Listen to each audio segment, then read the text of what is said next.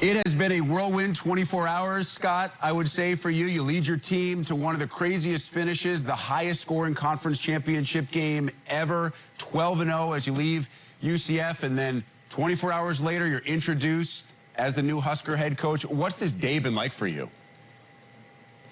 Yeah, it's been quite a day. A range of emotions. Was so excited to get that win for the guys at UCF. It was really one of the most difficult things I've ever done to tell them I was leaving. But I can't tell you how excited I am to take this program over. This program is built to accomplish a lot, and I'm looking forward to helping it get back there. I know how excited you are. I know how excited the fan base is. And yet during your press conference, you touched on it. You have a 1-month-old at home. Anybody who has kids or a wife knows how hard it is to uproot and go any place. So how difficult was the decision, not just from a football perspective, but from an entire life perspective? Yeah, I think the life perspective is what made it really hard. My wife was comfortable there, just having a baby. I loved Orlando and UCF, and I always will. At the end of the day, this is where I want to be because this program should be dominant. This program should be competing at the highest level. And I think the time is right to come back and try to help it get back to that place. Scott, whether it was your time as an assistant at Oregon or as a head coach at UCF, I know you're always focused on the team that you're coaching, but was there a spot in the back of your mind all along that dreamed of returning to this job? I think when I started in this business, this is where I dreamt of being. I'm not sure it was always that way. A lot of things had to align for me to feel like the time was right to come back, and I think a lot of things have. I think the leadership is in place now. I think facilities are in place.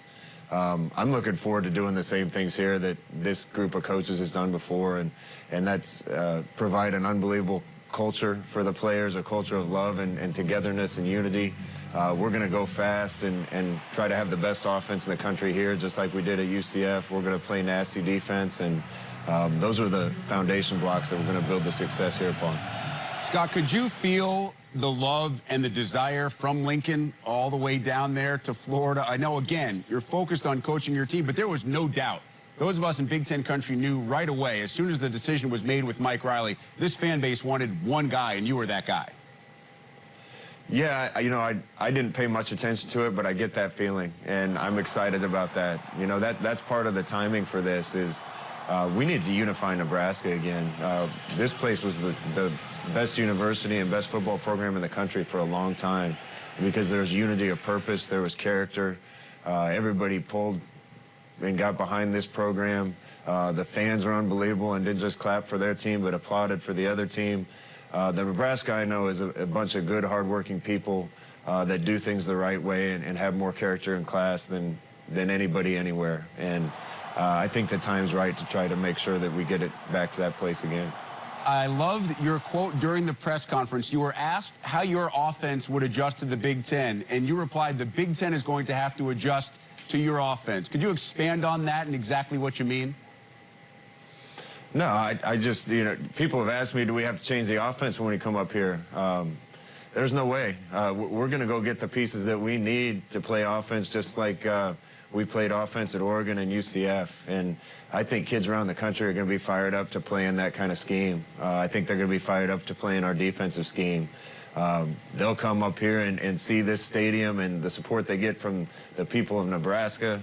And recognize this as one of the best places they could possibly go to have a college experience. We're going to get those kids, and I can't wait to see what happens on the field once those guys arrive in Lincoln. Lastly, Scott, what can you tell me about the staff that you have in place, the staff that you still need to solidify?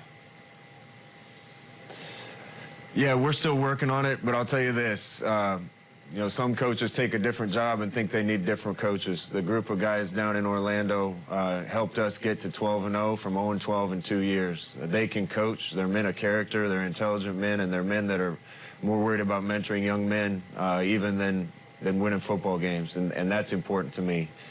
So I'm not going to leave any of them behind if they want to come, and it's an unbelievable staff, and we're looking forward to the same turnaround here. All right, Scott, I can't give you any recommendations for what to do on the field, and I know you probably don't have any time to get a well-deserved nap, but I heard you mention Matt Davison a few times, our friend, contributor here on BTN. You also mentioned that you haven't eaten much as of late. I think Matty, at the very least, owes you a meal. I think you're right. He owes me a lot more than that, but we won't get into that. He's a good friend, and it's going to be good to be up here around a lot of guys like that. Scott Frost, new head coach at Nebraska. Scott, welcome back to the Big Ten. Look forward to covering you and your teams for years to come. Let's get after this. Go Big Red.